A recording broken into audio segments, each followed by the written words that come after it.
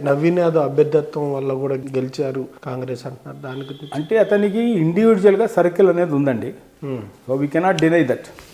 నవీన్ యాదవ్కి ఇండివిజువల్గా సర్కిల్ ఉంది.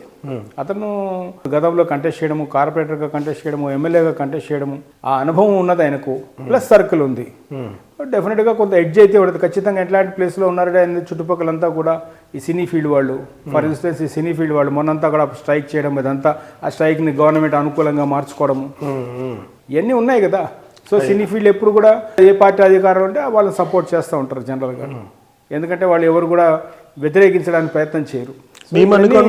అడ్వాంటేజెస్ ఉన్నాయి వాళ్ళకు. మేము అనుకోవడంలోనే కదా సభ కూడా నిర్వహించారు. కార్మికులకు సంబంధించి లాభాలు 20% ఇవ్వాలని సీఎం గారు అని పెట్టారు. దాని సందర్భంగానే వాళ్ళకి ఏమంటారంటే, ఇప్పుడు అక్కడ ఎక్కడ కూడా ప్లేస్ అయితే లేదు, ఒక 3 ఎకరాలు 4 ఎకరాలు చూడండి మీకు స్కూల్ కట్టిస్తాను అని ఒకటి. రెండవది ఫస్ట్ డే వచ్చిన కలెక్షన్స్ కావచ్చు, వీటిలో కలెక్షన్స్లో ఒక 20% కార్మికులకు వెల్ఫేర్ కోసం ఇస్తామని చెప్పి చెప్పడం జరిగింది. ఇప్పుడు అక్కడ ఉన్న స్థానిక పరిస్థితులు కనుక చూస్తే కనుక సరైన రోడ్డు వ్యవస్థ లేదు, డ్రైనేజ్ వ్యవస్థ లేదు.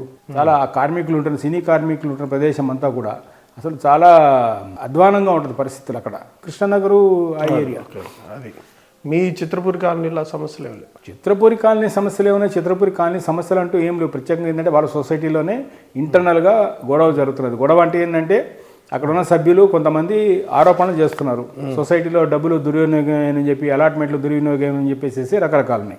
ఇంకా మా దగ్గరకు వచ్చేటికి మేము ఒకటే అడుగుతున్నాం. ఏమంటున్నామంటే అక్కడ మున్సిపాలిటీ నిధులు వెచ్చిచ్చింది. నిధులు వెచ్చిచ్చేటప్పుడు నార్మల్గా ఏంటంటే ఒక పార్క్ డెవలప్ చేసిన, ఒక కమ్యూనిటీ హాల్ డెవలప్ చేసిన సిస్టమ్ ఏంటంటే అక్కడున్న ఆ కాలనీ వాళ్ళు కావచ్చు, లేకపోతే ఆ లేఅవుట్ వాళ్ళు కావచ్చు, ఆ స్పేస్ని వాడు గిఫ్ట్ డీడ్ చేయాలి గవర్నమెంట్కి. అప్పట్లో పంచాయతీ ఉంటే పంచాయతీకి చేయాలి, లేదా మున్సిపాలిటీకి చేయాలి. ఇవేమి చేయకుండా అక్కడ నిధులు ఎట్లా పెట్టేస్తారు? ఫస్ట్ ఆఫ్ ఆల్ వాళ్ళది హెచ్ఎండి అప్రూవ్డ్ లేఅవుట్.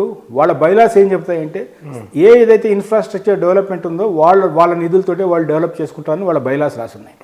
ఇవన్నీ ఏం పట్టించుకోకుండా స్థానిక మున్సిపాలిటీ మరి ఎట్లా నిధులు వెచ్చించిందో ఏమో మరి మాకైతే అర్థం కాలేదు. దీని మీద మేము అడుగుతున్నాం ప్రస్తుతం. దీని మీద అడుగుతున్నారు.